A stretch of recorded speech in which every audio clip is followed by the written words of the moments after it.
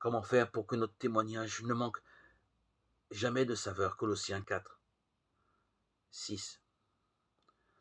Sinon, en puisant nous-mêmes d'abord à ce qui donne sens à notre propre existence.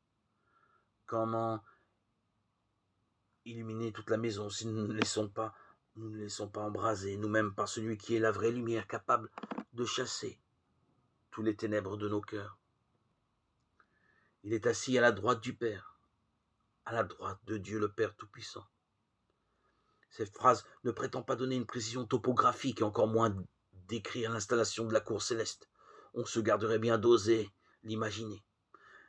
Elle est tout simplement une citation biblique. C'est un verset du psaume 109 que nous avons chanté et que nous chantons chaque fois que nous en avons l'occasion, en lisant les psaumes, ce psaume et les psaumes en général. Oracle du Seigneur, mon Seigneur, siège à ma droite et je ferai de tes ennemis le marchepied de ton trône.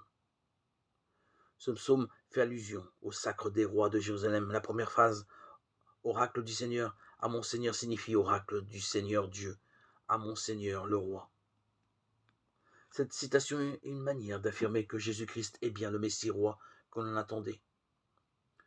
Il reviendra dans la gloire pour juger les vivants et les morts, et son règne n'aura pas de fin. On reconnaît l'annonce du prophète Daniel concernant le Fils de l'homme, autre nom du Messie.